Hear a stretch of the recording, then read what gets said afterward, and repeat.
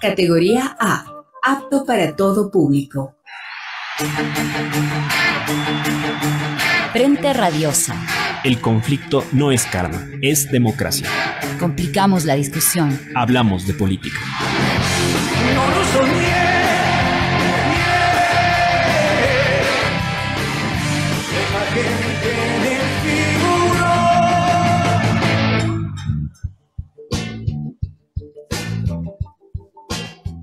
Radio Pichincha. Hola con todos y con todos, bienvenidos nuevamente a Frente Radiosa, un espacio comprometido con debatir y agitar la política. Este es nuestro último programa del 2021, les doy la bienvenida. Soy Isabel Díaz y esta tarde me acompaña en la conducción Daniel Bisuete. ¿Qué tal, Dan? ¿Cómo estás? Hola Isabel, saludamos a toda la audiencia de Radio Pichincha a través del dial 95.3 FM y 94.5 para el noroccidente de la provincia de Pichincha, Santo Domingo y parte de las provincias de Esmeraldas y Manabí. Hoy es lunes 27 de diciembre del 2021 e iniciamos con Frente Radioso, porque la política no es karma, sino democracia. Hablamos de frente. Así es, y les recordamos que esta es una coproducción del Foro de los Comunes y de Registro Aurora. Pueden encontrarnos en nuestras redes sociales y plataformas digitales. Estamos como Frente Radiosa en Facebook, Twitter, Instagram, Spotify y YouTube. Hacemos llegar, como siempre, nuestro agradecimiento a Línea Dura, medio de comunicación digital ubicado en New Jersey, quienes retransmiten este espacio radial para la comunidad migrante de Estados Unidos. A la coordinación técnica desde los estudios centrales de la radio y a todo el equipo de producción del programa, en especial a Santiago Criollo en los controles.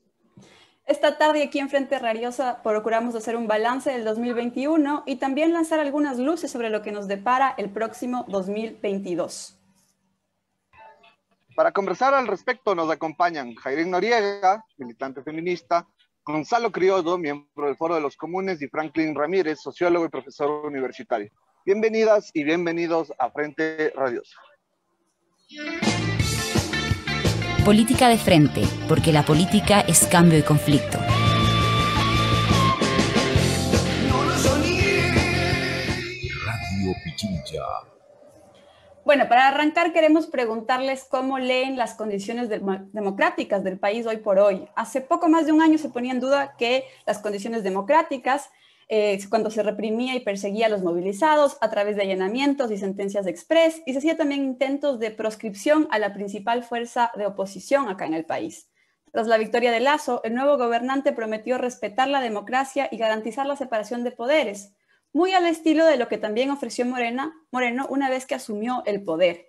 Sin más, les pregunto, ¿ha cumplido Lasso con su promesa de no más autoritarismo y recuperar los valores de la República en este su primer semestre de mandato?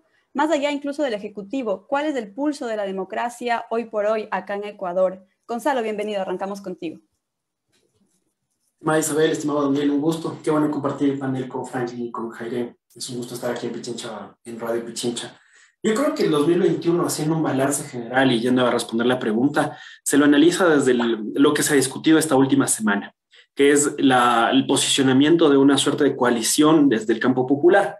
El día de hoy justamente coincidían en entrevistas, por un lado, de Leonidas Issa, hablando de una coalición de las izquierdas, mientras que por otro lado el expresidente Correa hablaba de una coalición del campo popular. La gran diferencia, Issa posicionaba una coalición de izquierdas, Correa mencionaba una coalición en la que también la derecha más decente del país pudiese pertenecer. Yo creo que este punto en común da cuenta de un tema fundamental, y es que quizás 8 meses y medio después del 11 de abril, tarde, analizan ambos personajes como la necesidad justamente de ampliar un bloque que permita, en primer momento, una consolidación democrática dentro del país. ¿Por qué? Precisamente por dos cosas. Yo creo que la derrota electoral del 11 de abril marca una pauta para el correísmo, por un lado, y por el otro lado, las constantes amenazas y las que la semana pasada con mayor énfasis tuvo el presidente Lasso respecto de Leonidas Issa y el movimiento indígena, dan cuenta de un deterioro democrático, y en el que creo que esta señal de que ambos líderes de ambas fuerzas del campo popular puedan dar una señal de por dónde hay que articular una agenda política, da ciertas pistas. Entonces vuelvo con lo que empecé.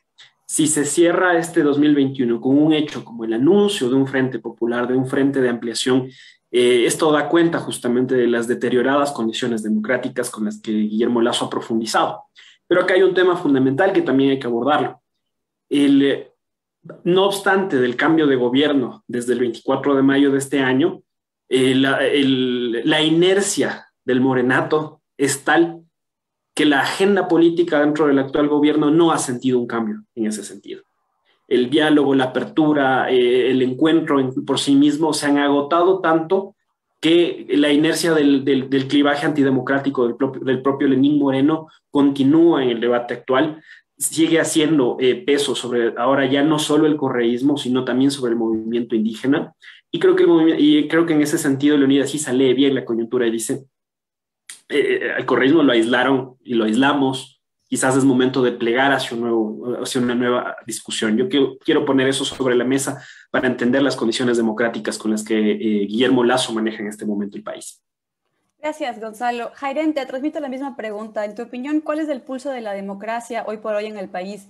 ¿Estás de acuerdo con esto que ha situado Gonzalo sobre una suerte de inercia del morenato en cuanto a las falencias en el respeto a los derechos democráticos, separación de poderes, entre otros? Y también tu opinión sobre las reacciones que ya se han dado desde distintos sectores del campo popular, de las izquierdas, frente a esto que sería una situación un tanto crítica para la democracia en el país. Bienvenida. Muchas gracias, Isabel. Un saludo a Daniel, Gonzalo, Franklin. Es un gusto estar aquí en Frente Radiosa.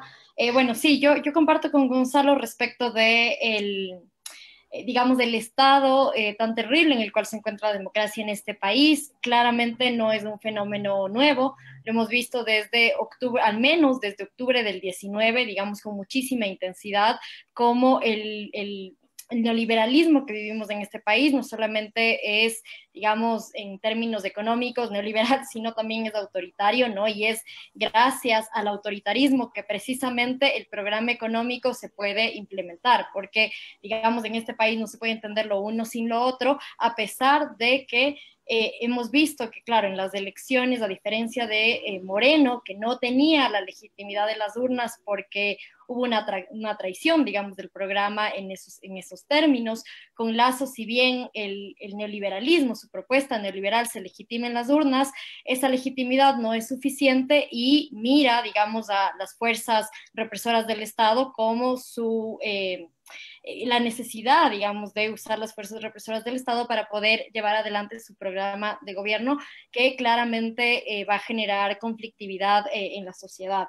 Eso por un lado, no vemos una continuidad en ese sentido, y lo más preocupante de todo eso es que recién ahora, hace unos días, es que las fuerzas de izquierda deciden, ¿no? Como, bueno, no sé si las fuerzas de izquierda, pero al menos las declaraciones de Leonidas Issa fue la necesidad de que las izquierdas se encuentren en un gran frente, ¿no?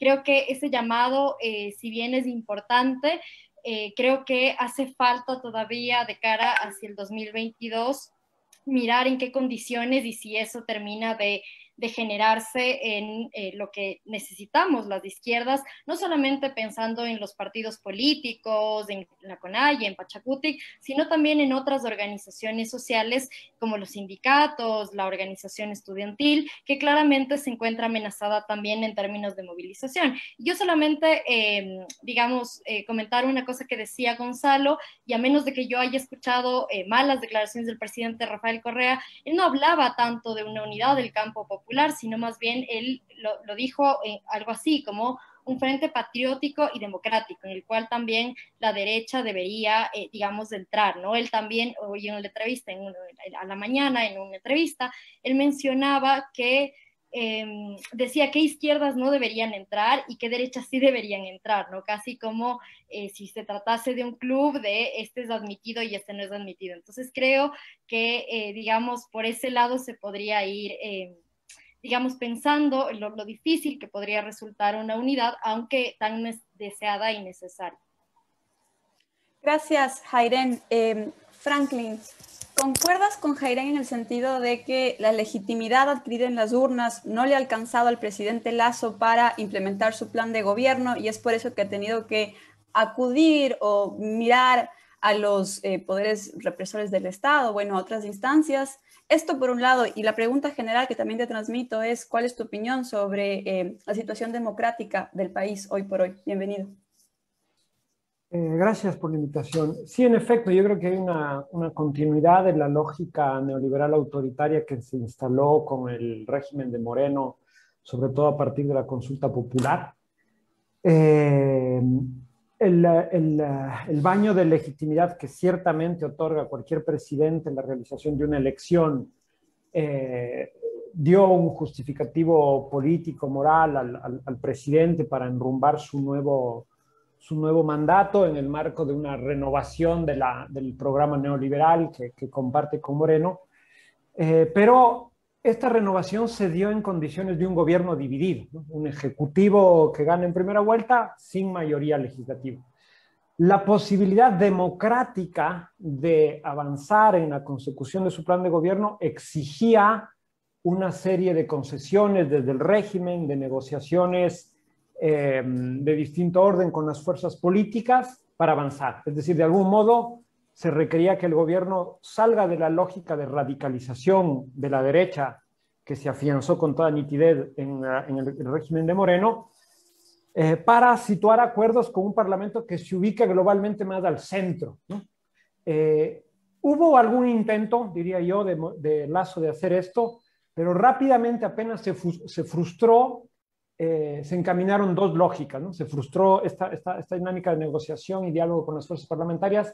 Hubo dos lógicas. La una, se reactivó inmediatamente el hostigamiento, el acoso, el amedrentamiento y la extorsión a las fuerzas políticas. Entonces, esta lógica de la acusación del golpismo, de la conspiración. Y al mismo tiempo se observó cómo Lasso empezó a hacer uso de los poderes fácticos que le son absolutamente leales para avanzar en la consecución de la agenda. Entonces, abandona la dinámica del diálogo, acelera la lógica del amedrentamiento, de la persecución, y sobre esa base trata de imponer su agenda. Al mismo tiempo, hay una continuidad de la lógica de la falta de control popular sobre el Ejecutivo, que aquí me parece que es fundamental asentar esta cuestión. El punto más alto de esto tiene que ver con toda la discusión sobre los Pandora Papers, que llegó a tal punto donde hay dos expresiones claras de esto, ¿no? Por un lado, una comisión parlamentaria que es querellada por la Fiscalía por hacer lo que es su deber hacer, que es levantar una acción de control sobre el presidente, en un control político, y por otro lado, el rechazo sistemático del presidente a acudir a rendir cuentas frente al Parlamento, a explicarle a la sociedad la opacidad de sus fortunas y de sus capitales. Entonces, cuando decimos que hay un neoliberalismo autoritario, es porque el carácter democrático que pudo haber tenido el régimen una vez electo, que debía zanjarse en lógicas dialógicas, consensuales, deliberativas, terminó por imponerse por la fuerza, con una lógica de amedrentamiento y de amenaza, y al mismo tiempo erosionando todos los poderes de control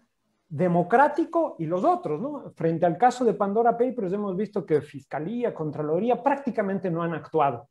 Y aquí hay una cosa que es clave, ¿no? Veo ahí, está bien que hablemos de los eventuales acuerdos entre las fuerzas democráticas y populares, pero hay que analizar bien qué ha sucedido en este año al respecto. Y yo creo que hay una votación porque hay dos votaciones como claves que se han discutido mucho desde la izquierda, la abstención correísta y la abstención de Pachacútec respecto a los Pandora Papers. Pero hay una votación cuando el Parlamento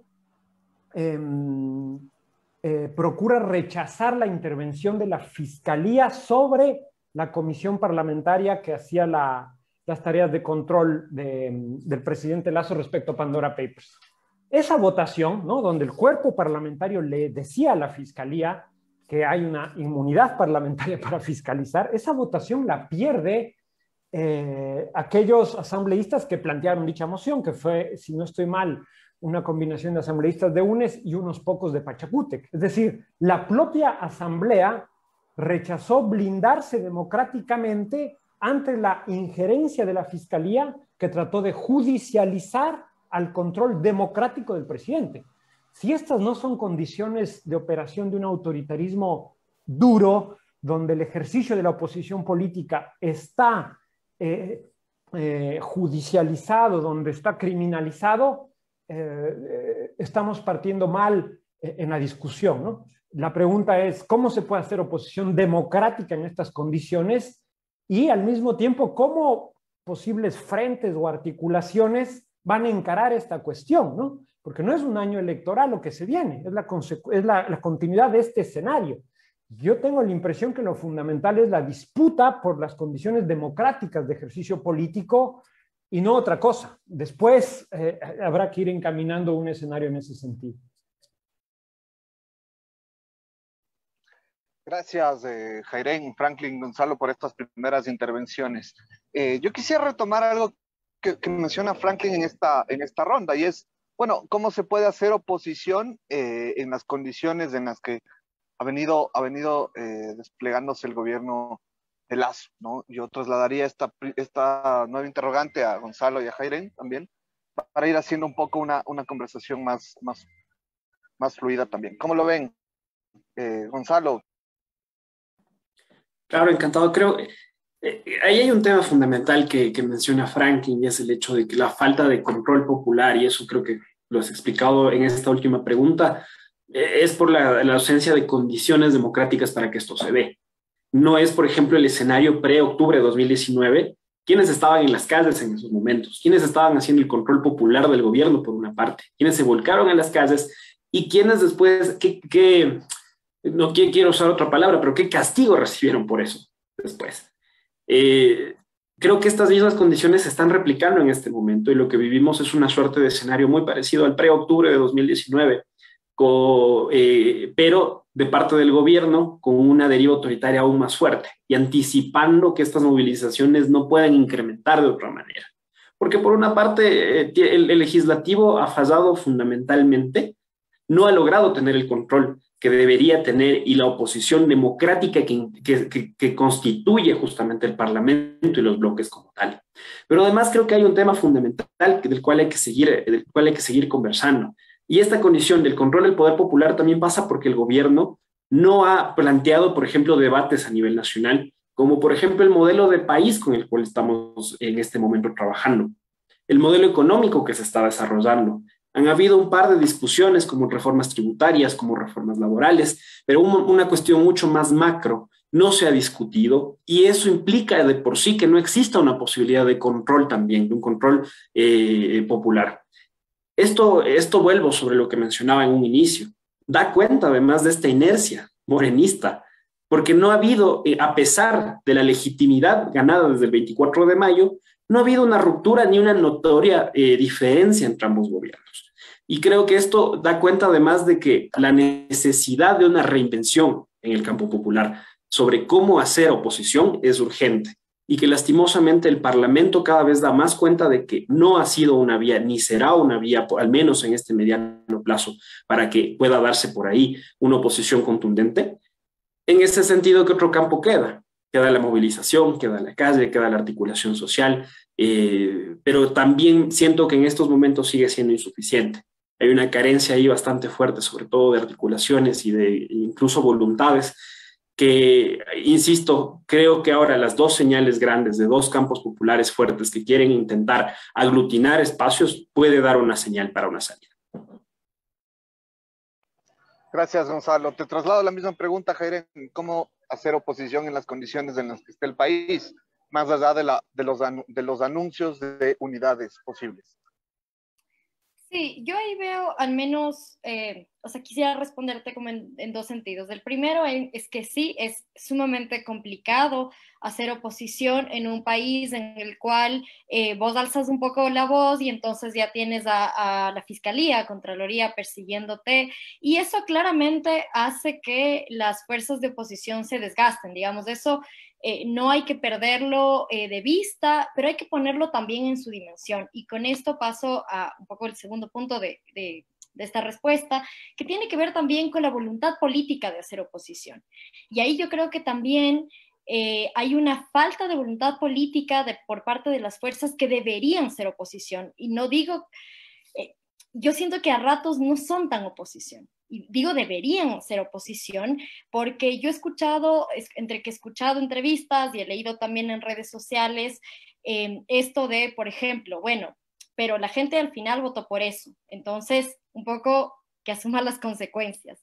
Y creo que esa es una frase perversa con los mandantes y los electores que confiaron en las fuerzas políticas de izquierda. Yo creo que digamos, el que haya ganado Guillermo Lasso no significa o no quita la responsabilidad a las otras fuerzas políticas, y estoy hablando particularmente de UNES, de hacer su trabajo y de responder a sus mandantes. Y eso pasa por voluntad política, sin desconocer, por supuesto, la persecución, que eso es una cosa a la que hay que, digamos, siempre denunciar desde todos los espacios, pero por otro lado también creo que debería haber una decisión firme de mantener esa oposición y no abandonar los principios y no abandonar la razón de ser también de la Revolución Ciudadana, ¿no? Que siempre ha sido y esperaría que siga siendo precisamente el poder digamos, seguir con los principios de redistribución de la riqueza, de justicia social, de defensa de la soberanía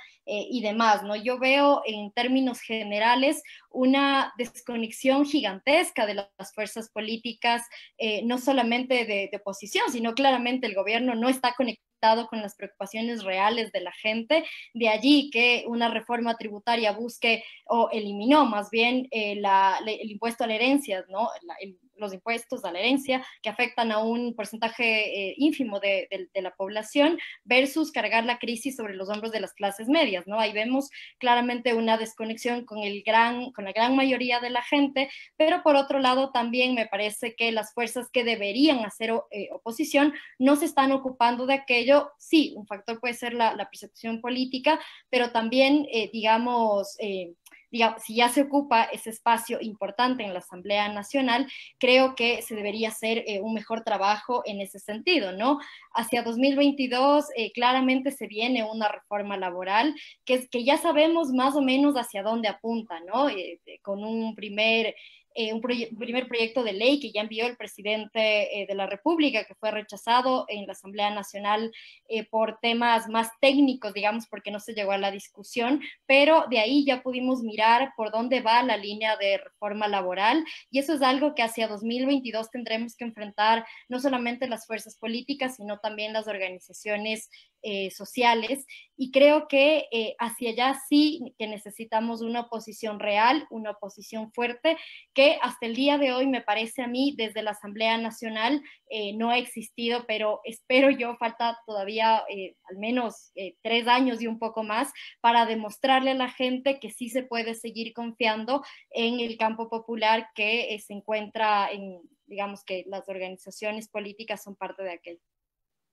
Gracias, Jairen. Franklin, te traslado la misma pregunta. Gonzalo ha mencionado la movilización, Jairen ha mencionado voluntad política, y también intuyo que mencionaba algo así como la coherencia con su programa de gobierno, ¿no? Franklin, ¿cómo se hace oposición en estas condiciones? Sí, efectivamente, yo concuerdo con Jairen que hay una primera cuestión, es tomar la decisión de ser oposición, ¿no? En unas circunstancias extremadamente complejas, porque hay un régimen político que sistemáticamente desde hace 4 años opera para producir dinámicas de amedrentamiento y de miedo, ¿no? El miedo es una producción política calculada y deliberada que opera sobre las fuerzas, sobre todo en sus arenas de actuación institucional. Yo creo que eso está condicionando mucho al conjunto de fuerzas políticas, pero claramente no todo se explica desde allí. Yo creo que si tomamos el caso de Pachacútec y también de la Revolución Ciudadana, desde un inicio las dos fuerzas como que jugaron a darle gobernabilidad al régimen, así lo dijeron abiertamente Correa, y no es casual que la presidenta de la Asamblea sea de Pachacútec, ¿no? Las dos fuerzas operaron con esa lógica. Esto significa que cada una, por distintas razones, no están absolutamente implicadas de cuerpo entero en construir dinámicas de oposición democrática, dinámicas de oposición en la esfera institucional, dinámicas de oposición en la sociedad civil, discursos contrahegemónicas, que hay unos cálculos, unas lógicas prebendales, unas lógicas de cuidar intereses organizativos, intereses de determinados sectores de estos partidos muy puntuales, y que esas lógicas de negociación están poniéndose por delante a la hora de entablar la relación con el régimen, ¿no? Claramente.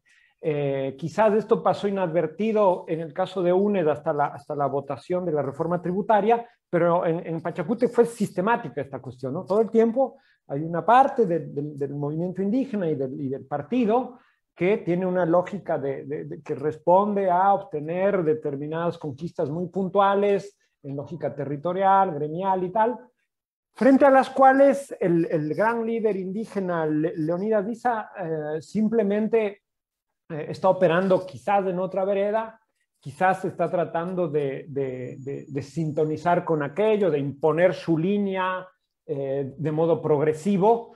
Esa articulación me parece aquí, porque no es tanto no es solo movilización e institución, sino cómo se articula la oposición democrática a la operación política en la sociedad civil. Me parece que este es el asunto fundamental, ¿no? La construcción de un bloque contrahegemónico, de un discurso contrahegemónico, de un conjunto de ideas, la disputa en el terreno de la cultura, de la ideología. Esa clave me parece que es fundamental, y las dos fuerzas políticas están muy concentradas en el juego institucional. El próximo año es año electoral, ahí opera la espada de Damocles sobre todas estas fuerzas para saber que tienen que entrar a la lista, que si no estoy con Correa no voy a ganar. Esa espada de Damocles de la eficiencia electoral corroe la posibilidad de construir una oposición democrática que opera a nivel institucional, pero que hace un discurso de combate ideológico en el terreno de la sociedad civil. Esto está todo por verse, y quiero cerrar diciendo esto: no es algo que depende únicamente de los partidos, sino de las propias organizaciones sociales, de las propias militancias, de la propia capacidad de invención política de actores que no están constreñidos por el juego institucional. Gracias, Franklin, Jairén, Gonzalo. Nos vamos a una pausa y en breve hablemos con más de Frente Radiosa. Hagamos un plan seguro para estas fiestas. ¿Podría ser inseguro reunirse con personas con las cuales no conviven? Sin duda aumenta el riesgo, pero te tenemos una alternativa. La clave es hacerlo al aire libre con distanciamiento. Si te reúnes dentro de casa, abre las ventanas para aumentar la ventilación y mantén la mascarilla puesta. En estas fiestas, pasemos felices y a salvo. Te lo recomienda Radio Pichincha. www.pichinchacomunicaciones.com.es. El medio digital más completo. Imágenes, sonidos, palabras y sobre todo vivencias cotidianas. Opinión, entrevistas, ediciones especiales y un sinnúmero de noticias de Pichincha, Ecuador y el mundo. En Pichincha Comunicaciones somos el otro relato. Radio Pichincha.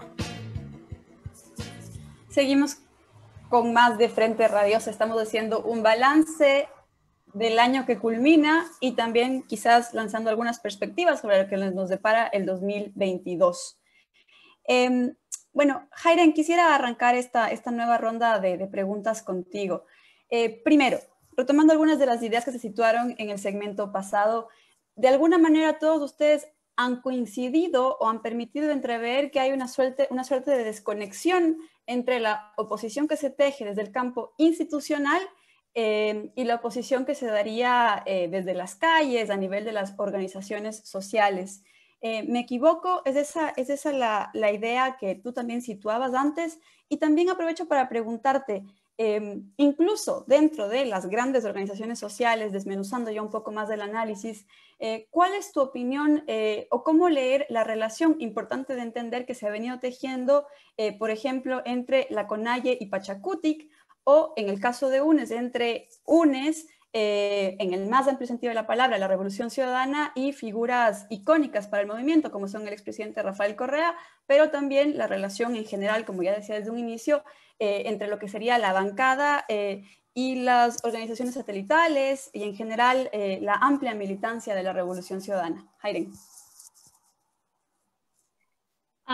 Bueno, a ver, creo que respecto de Pachacutic y la Conayes, digamos, claramente hay una diferencia en respecto de cómo piensan incluso el proyecto de país, cómo se está pensando la política desde esos dos espacios, cómo se está haciendo política desde esos dos espacios y cuáles son las articulaciones que una y otra intentan tejer. Eso, y además a la interna, no de manera homogénea, sino de manera heterogénea. Lo vimos la semana pasada o hace 2 semanas dentro de Pachacutic. 9 asambleístas de Pachacutic dijeron: no nos separamos de nuestro bloque, sin embargo, nuestras decisiones no serán alineadas a lo que diga el jefe de bancada, ¿no? Y digamos, esto es algo que parecería que estos 9 asambleístas están más alineados a la posición de la CONAIE, de Leonidas Diza, ¿no? Y entonces ahí, claro, también a mí sinceramente me pareció bastante esperanzador mirar esa ruptura, ¿no? Que es distinto a lo que vimos al inicio del periodo legislativo, cuando el pacto entre Izquierda Democrática, Pachacutic, Independientes y la bancada de gobierno permitió la instalación de la Asamblea Nacional que ahora tenemos, con Guadalupe Llori a la cabeza. Esperaría y ojalá que, digamos, sean más las personas, los asambleístas de Pachacutic, que tomen, digamos, como una posición más coherente con su línea ideológica, con sus propuestas de campaña más alineados a la CONAIE en un futuro hacia 2022. Ahora, respecto de UNES, me parece a mí que más bien ahí, a diferencia de Pachacutic, sí que hay una bancada sumamente disciplinada, y esa disciplina a día de hoy sigue respondiendo claramente al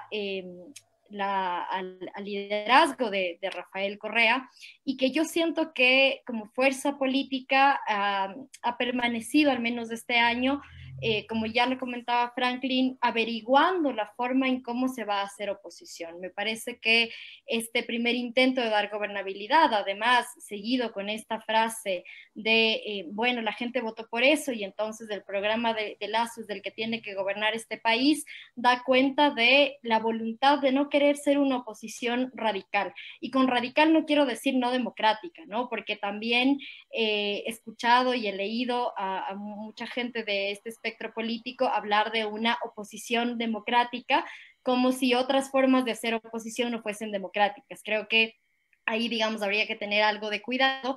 Y claro, también vemos ahora la reconducción del partido político, el ahora tener un partido político. Me parece que eso también, si bien fue hace poco, en estos meses lo que yo he logrado ver es un partido político que todavía no logra funcionar como tal, o que no pone, digamos, no se pone a trabajar en maquinaria de partido, para organizar, digamos, a nivel nacional, para recoger las demandas de la gente, para que ese partido pueda canalizar los sentires, digamos, no solamente de sus militantes, sino también de sus mandantes a través de la bancada. Me parece que ahí sigue habiendo cierta concentración en la toma de decisiones, en unos liderazgos que son los liderazgos de siempre, los liderazgos que ya conocemos.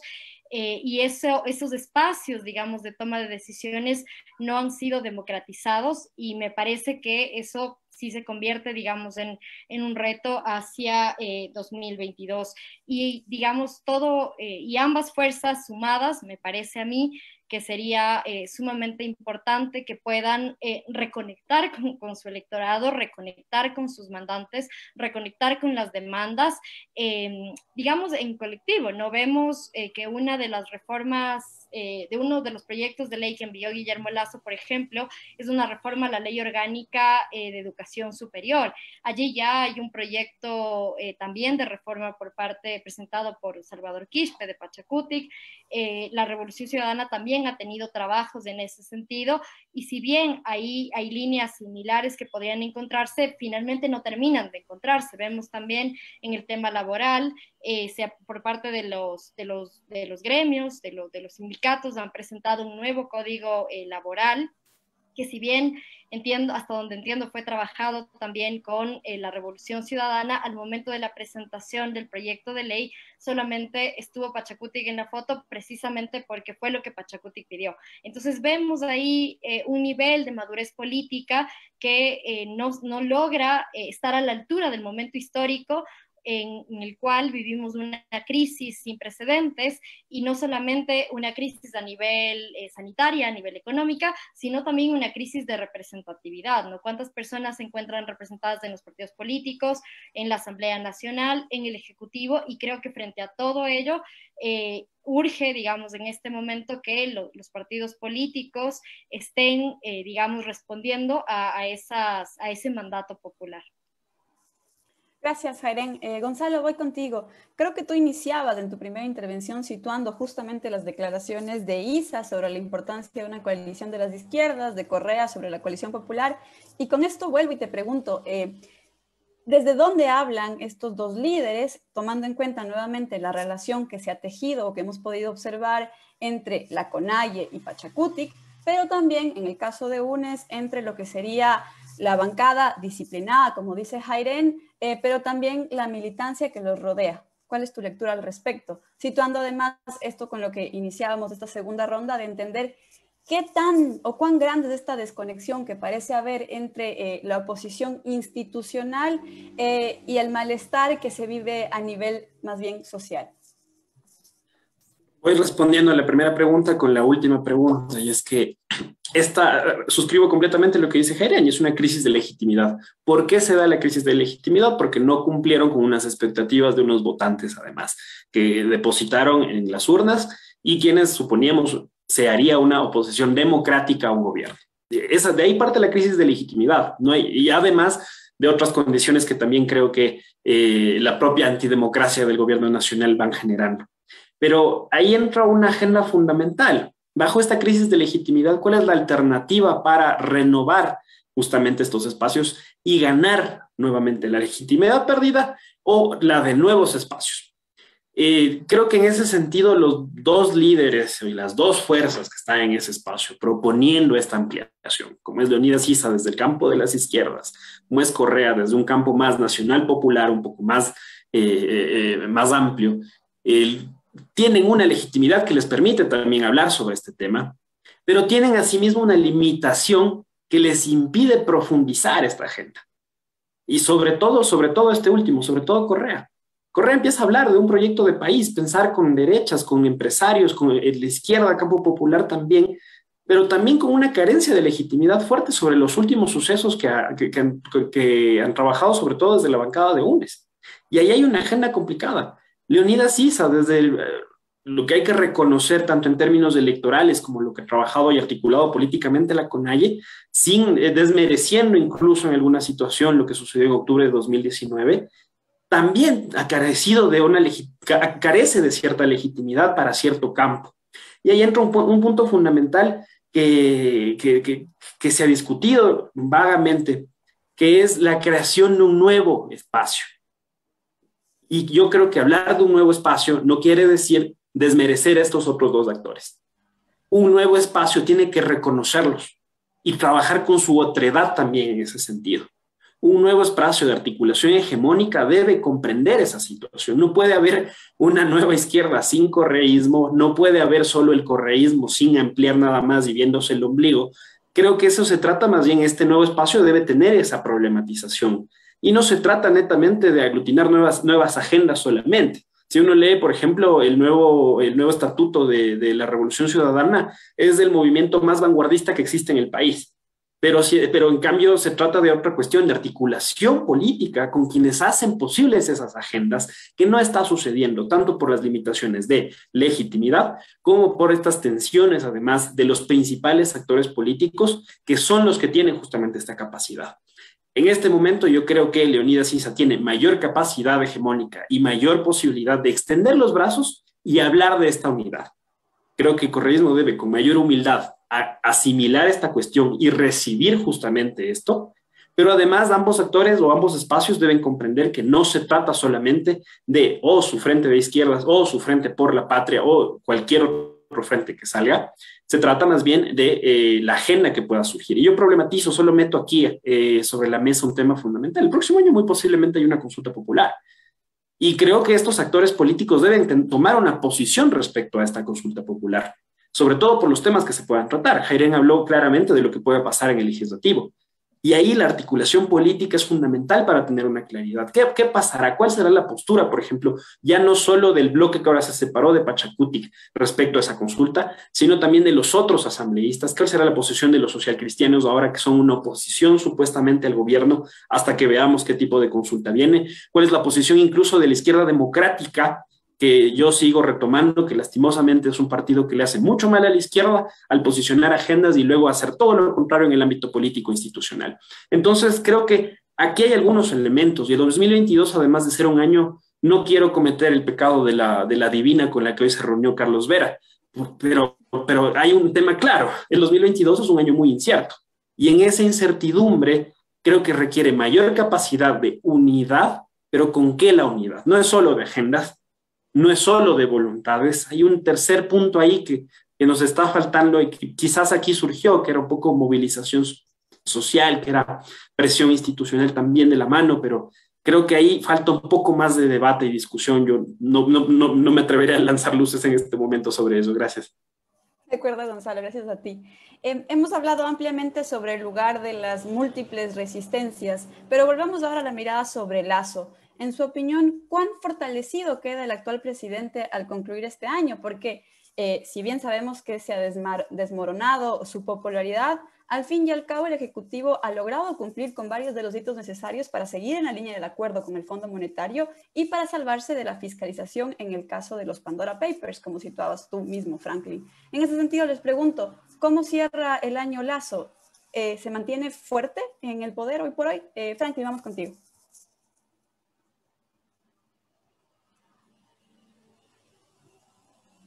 El recurso a una lógica coercitiva, a una lógica de fuerza, el abandono de una posibilidad de escenarios ampliados, de concertación, evidencian una debilidad del régimen, ¿no? Cuando más un actor político recurre a la fuerza y no a la persuasión democrática, es porque está en una posición en términos de hegemonía, en una posición como de debilitamiento. Obviamente un jugador así, que además proviene de las élites, que está rodeado por las fuerzas del orden, por la embajada, es un actor como peligroso, es un actor que tiene recursos de poder fáctico y que los exhibe sobre la mesa, los prioriza sobre los recursos de acción política democrática. Entonces, Lasso cierra así el año, cierra efectivamente logrando esquivar diversas coyunturas muy problemáticas, sobre todo esa aprobación de la reforma tributaria y lo de los Pandora Papers y algunas otras cuestiones, pero o sea, termina de pie, pero termina habiendo roto el consenso democrático que le puso como presidente del país, sin capacidad de ampliar ese consenso democrático, sin capacidad de construir una derecha hegemónica, ¿no? Eso que uno dice, está bajo en las encuestas y tal, pero esto, ¿cómo se lee esto desde lo social, desde las articulaciones entre una agenda de gobierno y las demandas sociales, ¿no? Yo lo veo como un profundo déficit de consenso social que le genera una crisis también de legitimidad y que exacerba la disposición y el recurso a respuestas coercitivas, respuestas de extorsión. La última amenaza, Leonidas Diza, tiene que ver con eso, ¿no? Como un sobreénfasis de la dominación sobre la hegemonía, de la coerción sobre el convencimiento, que efectivamente le ha funcionado, y yo veo que esa lógica se va a acelerar. Entonces, a mi modo de ver, es un presidente que termine el año habiendo logrado, a través de la primacía de estos recursos coercitivos, enlodar la cancha, logró golpear en el prestigio de la Revolución Ciudadana, logró golpear en el prestigio de Pachacútec, de la CONAIE. Vimos que la primera gran movilización en su régimen no prosperó del modo en que los actores sociales esperaban, es decir, contuvo la oposición, enlodó la oposición, la desprestigió, usó los recursos coercitivos del poder fáctico por sobre los recursos democráticos, y cierra el año así con una relativa estabilidad. Habrá que ver si es que efectivamente en 2022 yo creo que va a continuar la lógica más coercitiva sobre la democrática, y ahí queda la cancha sobre todo en lo que puedan hacer las fuerzas sociales y políticas. A mí me parece muy apresurado esto de poner el acuerdo de las izquierdas por delante de todo. Me parece sumamente apresurado. De hecho, lo que comenta Gonza de Issa por un lado, Correa por otro, evidencia que claramente no está en juego ninguna cosa como un acuerdo, sino que los dos están queriendo liderar iniciativas que otra vez les van a encerrar sobre su propio campo, muy probablemente.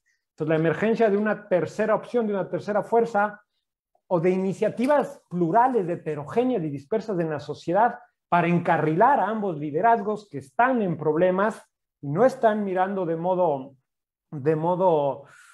promisorio la situación, me parece fundamental, ¿no? Esto es como que si seguimos esperando solamente del juego de los grandes partidos, esto no se va a reacomodar. Y ahí hay una cancha enorme para el movimiento feminista, para el movimiento ecologista, para los estudiantes. Hay una cancha enorme que requiere la propia sociedad ubicar, situar y ponerse en juego. Esto va a ser fundamental para democratizar la lucha política el próximo año, que es el reto fundamental de las fuerzas populares, a mi modo de ver.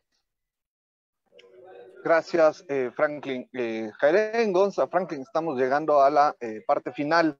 Vamos a tener una última ronda, una última pregunta, por lo cual les pedimos no extender más allá de los tres minutos cada uno.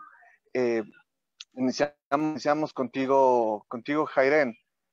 ¿Cómo construir el diálogo, la unidad, la cercanía democrática, y cuál debería ser su principal razón de ser, digamos, sobre todo en un escenario como el que estamos viviendo ahora? Sí, bueno, realmente no debería, pero claramente la historia ha demostrado que es una unidad de las izquierdas como tal, es sumamente complicado. Tesis se han escrito sobre el tema. Y hoy en la mañana yo le escuchaba al David Chávez decir una cosa que me parece fundamental, que tiene que ver con que dentro de las izquierdas existen distintas visiones de país, distintas perspectivas incluso de cuál debe ser el relacionamiento con el Estado, si se tiene que llegar o no a ocupar el Estado y demás para lograr, digamos, estos grandes objetivos, ¿no? De un mundo más justo, etcétera, ¿no? De redistribución de la riqueza y demás. Entonces, yo comparto con lo que dice Franklin respecto de que quizá incluso acuerdos respecto de un programa podría ser algo que está lejos de suceder en este momento, aunque quisiéramos y necesitáramos en este momento. Sin embargo, creo que al menos, y esto ya no solamente por un tema, como digo, de programa, sino por una cosa de sobrevivencia política, tendría que ser un acuerdo al menos por la democracia. O sea, si es que nosotros como izquierdas, y digo no solamente desde los partidos y las organizaciones más visibles, más grandes como la CONAIE y demás, sino también pensando en los sindicatos, en los trabajadores, en los feminismos y demás, si entre nosotros y nosotras no logramos que haya un acuerdo por la democracia, y eso tiene que ver con solidarizarnos con todos los presos y los perseguidos políticos, porque si algo yo he visto y me parece que no es un comportamiento adecuado, digamos, de quienes militamos el campo popular, es esta última amenaza que hubo en contra de Leonidas Issa. Leonidas Issa recibió muchísima solidaridad al respecto, cosa que me parece que así tiene que ser. Sin embargo, cuando los perseguidos, los encarcelados, los pone el correísmo, y entonces ahí en el mundo social parecería que no hay el mismo nivel, digamos, de solidaridad, y eso a mí me parece que no, que la solidaridad con los perseguidos no debería distinguir ningún tipo de bandera política, ¿no? Yo he leído también mucho en redes sociales, sobre todo en Twitter, esta cosa de, bueno, pero ellos también persiguieron, entonces, ¿por qué nosotros nos vamos a solidarizar con una fuerza política que en su momento también persiguió?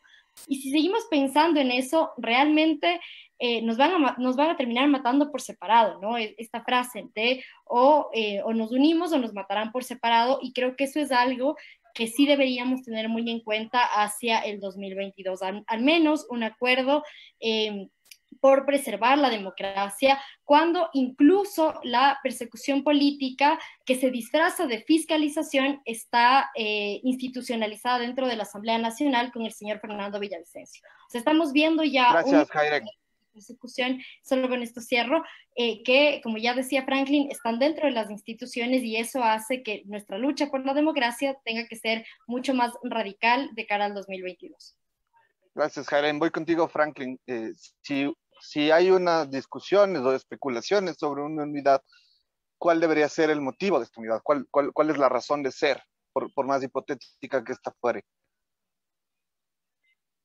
Yo concuerdo con Jairek nítidamente, ¿no? Que hay una lucha fundamental por la democracia, por el retorno al Estado de Derecho, por el fin de la persecución, por el respeto a las garantías democráticas de la oposición política, en el marco de una derecha radicalizada, de unos circuitos intelectuales mediáticos de la derecha con opiniones radicalmente bolsonarizadas, ¿no? No es casual todas estas ideas, estas frases que van colocando sectores muy cercanos a Lazo respecto, no sé, los dardos a Leonidas Issa, opiniones contra los migrantes, contra el movimiento feminista, ¿no? Hay una radicalización en lógica bolsonarista, antiderechos, fascistoide de los circuitos cercanos a Lazo que enrumban con todo contra los tibios avances de derechos, del progresismo, y eso requiere como muchísimo cuidado, muchísimo trabajo en el seno de la sociedad. Está todo por ser cuidado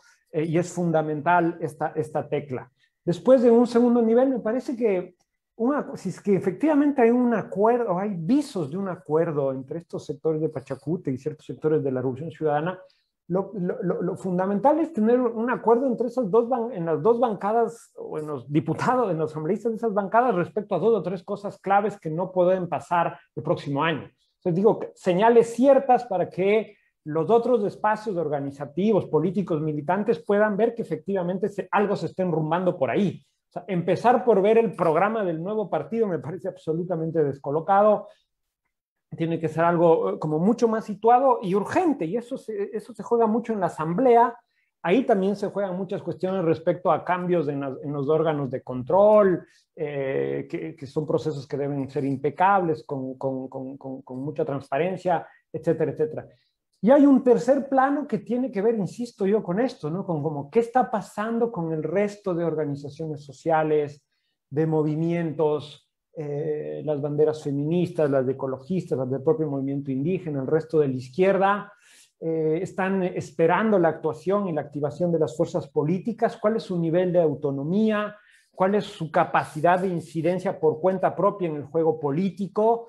Me parece que hay como una confianza excesiva en unas vanguardias, sea en la de Correa, sea en la de Issa, y no hay una activación más autónoma que me parece fundamental para activar el conjunto del campo popular democrático y para presionar hacia la democratización de estas dos fuerzas que están carcomidas por intereses entre conservadores y muy particularistas, y eso está entrampando su despliegue como fuerzas democráticas nacionales, plurinacionales, amplias en esta coyuntura, ¿no? Ahí son 3 puntos que dejo al debate. Gracias, Franklin. Gonzalo, te has quedado con las últimas palabras. ¿Cómo construir ese consenso democrático desde abajo? Si la unidad es la prioridad, ¿cuál debería ser su principal razón de ser? La oposición. La oposición. Yo creo que enaltecer la democracia es tener las condiciones para que la oposición pueda darse, y que en las condiciones en las que se pueda dar, además dentro del legislativo, dentro de los gobiernos autónomos, de diversa índole. Y yo por eso creo que Franklin planteaba un tema interesante, que es agotaron los cartuchos muy rápido Issa y Correa al plantear justamente esta unidad. Probablemente no, porque a lo mejor la cuestión no es construir el nuevo partido a partir de esa agenda, sino sí el construir, por ejemplo, una oposición o las condiciones de oposición. Y esto va por lo cuanto mencionó Jairén, es garantizando que la democracia sea un punto fundamental de encuentro, es garantizando que la persecución a toda forma de oposición ya no tenga cabida dentro de la política ecuatoriana. Y finalmente es además haciendo que se reivindiquen valores republicanos fundamentales, como una propia separación de poderes desde lo judicial y el ejecutivo, cosa que no ha pasado desde hace al menos 4 años. Y ese es un tema fundamental que se tiene que seguir problematizando y que se tiene que seguir hablando. Con esto yo concluyo, insisto en que el 2022 es un año de mucha incertidumbre. Y en el manejo de esa incertidumbre, que también la siente la gente, que también la sentimos, cómo estos campos populares pueden leer esa incertidumbre para dar justamente las certezas que no se han tenido desde hace más de 4 años. Creo que esa es una pregunta fundamental que con mucha autocrítica, sin seguir volteando a ver a nulos ideológicos, sin seguir volteando a agendas pasadas también, creo que implican justamente una cuestión de humildad y trabajo fuerte para una coalición a futuro, pero que, insisto, debe garantizar condiciones de oposición, que es enaltecer una oposición democrática, es la única forma justamente de salvarnos a todas y todas en el próximo año. Gracias, Gonzalo, Franklin, Jairén, por habernos acompañado esta tarde en el último programa del año. Con esto cerramos Frente Radiosa en este 2021, pero los invitamos a acompañarnos en el próximo 2022, esperando que este sea un espacio siempre comprometido con esa democracia radical que de una u otra forma todos ustedes han evocado en sus intervenciones. Nada más que desearles un feliz año y nos vemos la próxima semana.